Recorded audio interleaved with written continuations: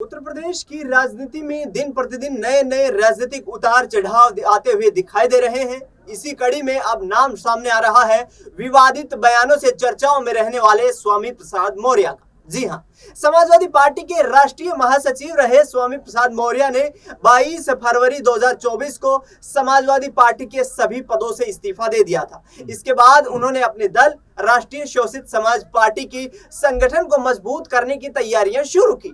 इस बीच देश भर में आम चुनाव का ऐलान हो जाता है। भारतीय जनता पार्टी से उनकी बेटी संघमित्रा मौर्य, जो कि बदायूं लोकसभा सीट से उत्तर प्रदेश में सांसद थी, उनका टिकट काट दिया जाता है। स्वामी प्रसाद मौर्य के लिए संघमित्रा मौर्य का टिकट काटना दुख के पहाड़ जैसा था, क्योंकि उनको उम्मीद थी कि इस बार भी भाजपा उनकी बेटी संघमित्रा मौर्य को चुनावी मैदान में उतारेगी, बशर्ते समाजवादी पार्टी ने यहां पर शिवपाल यादव के नाम का ऐलान कर दिया था।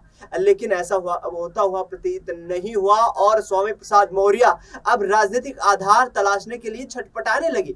लेकिन अब एक नई खबर यह सामने आ रही है कि स्वामी प्रसाद मौर्य को कुशीनगर लोकसभा सीट से बीएसपी की टिकट मिल सकती है। बहन कुमारी मायावती स्वामी प्रसाद मौर्य को अपनी पार्टी में शामिल करने जा रही हैं और जल्द ही उनकी टिकट का ऐलान हो सकता है। इन तमाम मुद्दों पर चर्चा करेंगे। मेरे साथ मेरे वरिष्ठ सहयोगी अमन जी मौजूद हैं। अमन जी, किस तरीके से देखते हैं ये जो पूरा माहौल बनता हुआ नजर आ रहा है? क्या स्वामी प्रसाद मौर्य एक अवसरवादी नेता अपने आप को बताते हैं? क्या वाकई में यहाँ पर मौके की तलाश में नजर आ रहे हैं? देखिए, बिल्कुल। और ये जिस तरह से आपने बात रखी है, जाहिर बात है कि जो स्वामी प्रसाद मौर्य है, हर वक्त कह सकते हैं किसी न किसी फिराक में लगे रहते हैं, कोई ना कोई पार्टी के साथ जुड़ने में लगे रहते हैं। आप देखिए वो कहाँ से होते हुए आ रहे हैं, बसपा, बीजेपी, सपा, और फिर अपनी पार्टी, और फिर कहीं ना कहीं बीएसपी में जाते हुए दिखाई पड़ रहे हैं। तो ये जो कह सकते हैं कि अवसर की तलाश में वो रहते हैं, जहाँ भी उनको बेहतर अवसर दिखाई देता है उसमें वो शामिल हो जाते हैं। आप देखिए जिस तरह से वो सपा में शामिल हुए और विधानसभा चुनाव में उन्होंने यहाँ तक कहा कि मैं जिस पार्टी में शामिल होता हूँ सरकार उसकी आती है। लेकिन क्या हुआ, आपने देखा कि सपा 110-11 के आसपास जो थी, इतने ही सीटों पर सिमट के रह गई। तो ऐसे में स्वामी प्रसाद मौर्य को लेकर फिर भी जो कह सकते हैं सपा ने उनको जो विधान परिषद भेजा, उनको एक तरीके से प्रमोट किया। लेकिन उसके बावजूद भी स्वामी प्रसाद मौर्य का जिस तरह की बयानबाजी थी दिनेश जी, वो अपने आप में कई तरह के सवाल लेकर आ रही थी। क्योंकि राम नाम को लेकर बोलना हो, या फिर मंदिरों को लेकर बोलना हो, या हिंदू धर्म को लेकर बोलना हो, हमेशा उनका जो सुर है वो मुखर रहता था। कई लोगों ने तो यहाँ तक कहा कि वो बीजेपी के इशारे पर सपा में शामिल हुए ताकि सपा के साथ में वो खिलवाड़ करते हुए नजर आए। आखिरकार वो सपा से अलग हो जाते हैं। अलग होने के बाद कहते हैं कि भाई मैं अपनी अलग पार्टी बनाऊंगा।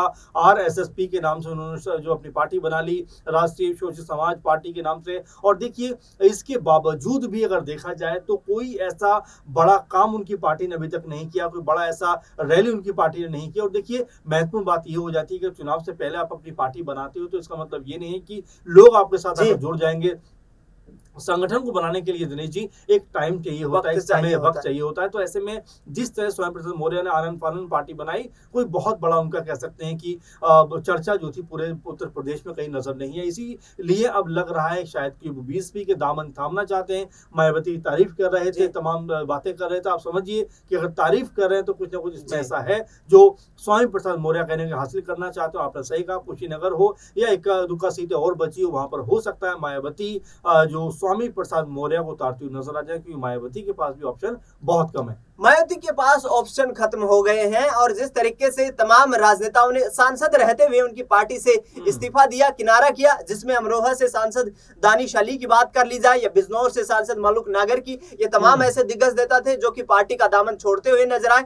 लेकिन अमन जी, यहाँ पर देखा जाए तो मायावती क्या कमजोर होती हुई नजर आ रही है और अखिलेश यादव के साथ गठबंधन ना होना इस चीज के संकेत है कि उन्हें स्वामी प्रसाद मौर्य जैसे नेता के साथ अब चुनावी मैदान में उतरना पड़ रहा है। बिल्कुल दिनेश जी, और जाहिर बात है, आप देखिए आकाश आनंद को बड़ी उम्मीद के साथ उन्होंने पार्टी कहने के सौंपने का फैसला किया था कि भाई मेरे उत्तराधिकारी जो है वो आकाश आनंद बनेंगे। और देखिए तमाम रैली में वो गए भी, भाषणबाजी भी की। लेकिन वही होता है कि अजगर गगरी छलकत जाए नहीं, कि आपके पास ज्ञान आधा अधूरा होता है और आप उसको बहुत ज्यादा कह सकते हैं कि बताना चाहते हैं। और यही जल्दबाजी में जिस तरह के शब्दों का प्रयोग उन्होंने बीजेपी सरकार के लिए किया। देखिए सरकार तो सरकार है, पार्टी से आपकी सहमति और असहमति दिनेश जी हो सकती है, लेकिन सरकार जो देश में चल रही है उसको आप आतंकवादी की सरकार बोलेंगे, मेरे ख्याल में ये तो कोई तर्क या वितर्क की बात ही नहीं है। ऐसे में तो आपको सीधा पार्टी से हटा देना चाहिए कि आप ऐसे जो है घनघोर कह सकते हैं खराब शब्दों का प्रयोग कर रहे हैं अपनी सरकार के खिलाफ। देखिए कह सकते हैं प्रदेश में बीएसपी की सरकार भी रही, कांग्रेस की भी रही, सपा की भी रही, तमाम दलों की रही, लेकिन उनको इस तरह की शब्दों से नवाजना मेरे ख्याल से कहीं से भी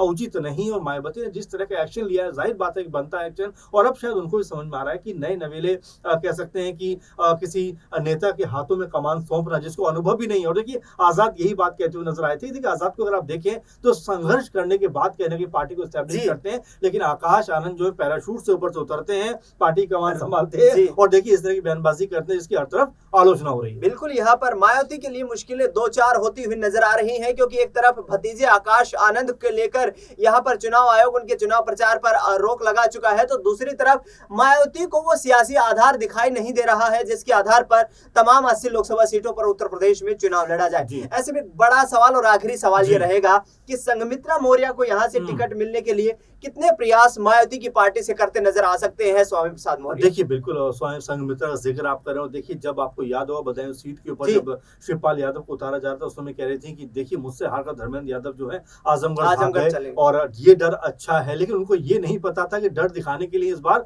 वो ही बदायूं में नहीं रहने वाली है। लेकिन महत्वपूर्ण बात यह है कि देखिए स्वयं प्रसाद मौर्य ने जिस तरह से कहा था जब उनकी आंखों में आंसू दिखे थे कि ये डर की निशानी और ये कभी भी नहीं होना चाहिए। हो सकता है आने वाले दिनों में, भले ही अभी ना हो, आने वाले दिनों में जरूर कह सकते संघमित्रा एक बड़ी नेता बनकर उभरे और अपनी पिता की पार्टी के द्वारा ही आगे बढ़ती हुई नजर आए, क्योंकि बीजेपी में उनका कोई अब कह सकते हैं यकीन नजर आ नहीं रहा है। साथ में जिस तरह से आपने जिक्र किया कि हो सकता है कि संघमित्रा के लिए मायावती से अप्रोच करते हुए भी नजर आ जाए यहाँ पर जो स्वयं प्रसाद मौर्य हैं, क्योंकि उनकी बेटी का करियर का सवाल है, पॉलिटिकल करियर का सवाल, उसको वो आगे बढ़ाना चाहते हैं। जाहिर बात है कि यहाँ पर वो मायावती से बात कर सकते हैं और मायावती से एक बार फिर हाथ मिलाकर जो गिले शिकवे थे उसको खत्म कर सकते हैं। और देखिए संघमित्रा चूंकि बीजेपी से आकर अगर बीएसपी में शामिल होती हैं तो कहीं ना कहीं बीएसपी के लिए बड़ी यहाँ पर जीत होने वाली, क्योंकि बीएसपी के तमाम सारे नेता जो हैं वो बीजेपी में जाकर शामिल हो गए। नेता क्या बल्कि जो उनके कह सकते हैं कि सांसद थे वो तक बीजेपी में जाकर शामिल हो गए। अगर यहाँ पर संघमित्रा जो कह सकते हैं अगर यहाँ पर बीएसपी में आती हैं तो ये एक तरीके से